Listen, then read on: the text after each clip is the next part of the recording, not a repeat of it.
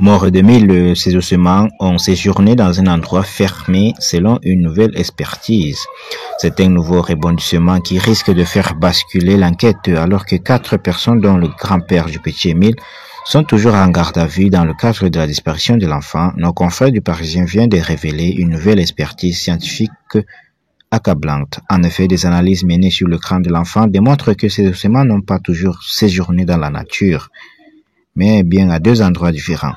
Avant d'être retrouvé par une randonneuse sur un chemin forestier non loin du Haut-Vernay, le petit crâne aurait été placé dans un endroit protégé des éléments extérieurs quasi stériles, précise le quotidien.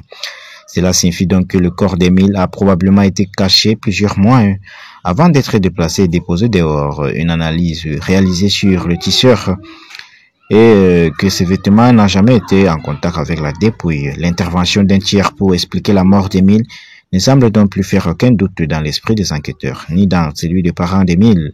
Selon nos informations, Colomban Soleil avait d'ailleurs affirmé à l'un de ses voisins que la zone de découverte des ossements avait été passée au peigne fin, qu'il avait lui-même fait des recherches partout et qu'il était certain que durant ses recherches, le corps de son fils ne s'y trouvait pas.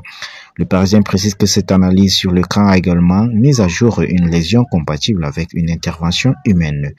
Reste à savoir qui a déplacé les restes du petit garçon et ce qui s'est passé vraiment ce 8 juillet 2023 dans la propriété familiale du Haut-Vernay.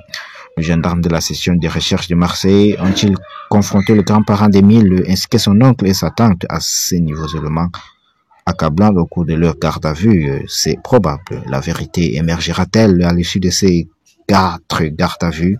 Réponse dans quelques heures. Le procureur d'Aix-en-Provence tiendra une conférence de presse ce jeudi à Marseille.